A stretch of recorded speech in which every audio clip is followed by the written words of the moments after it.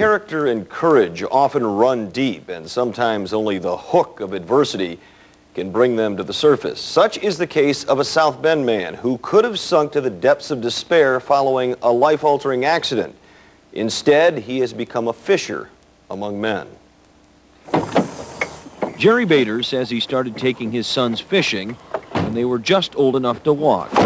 It's been the defining element of their relationship, despite the fact his youngest son, Dan, can no longer walk. 20 years ago, when Dan was 15, he fell out of a tree and broke his neck. He's now a quadriplegic. That's a speed dial. Lets him generate the amount of voltage that he wants to flow through there to the reel. Right. It also gets plugged in for the fall may have robbed his body of feeling. This gets set right in the rod holder. But it couldn't steal his spirit. It's his little brain of everything.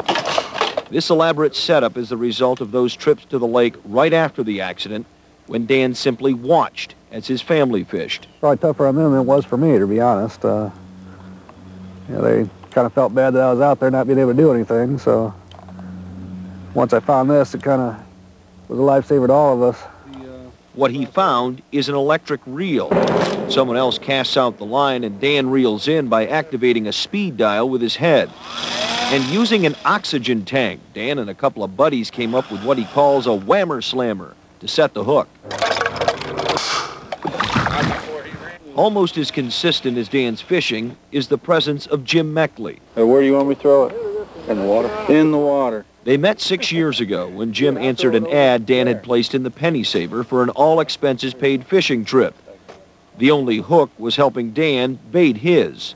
Jim was the only taker.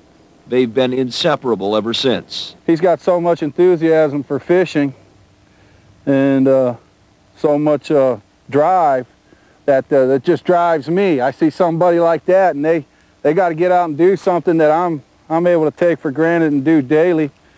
That's what kept pushing our friendship. But the person Dan pushes most is Dan.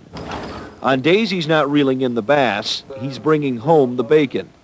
For the past 10 years, he's been a computer programmer and analyst for Allied Signal. I just can't see sitting around and staring at the TV all day, so I just figured I'm like nobody, or just like everybody else. Everyone else is out there working. Why shouldn't I be? You know, if there's a way to do it, I'm going to do it. So. And by the same respect, everybody has hobbies. Why shouldn't I have a hobby, especially one I loved growing up, huh? Yeah, exactly. And growing up, while other fathers watched from the sideline, Jerry watched from the shoreline, bearing witness to feats perhaps more amazing, more inspiring than any run, any catch. Well, I'm very proud of him for the simple reason he's doing what he's doing. When he was in rehab in Chicago, we seen kids in his same shape that he was in totally gave up.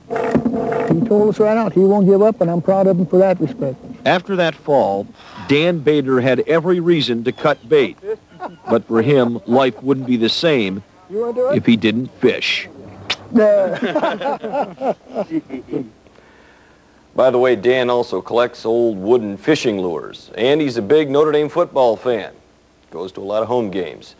He identifies well with a line in the fight song, "What though the odds be great or small."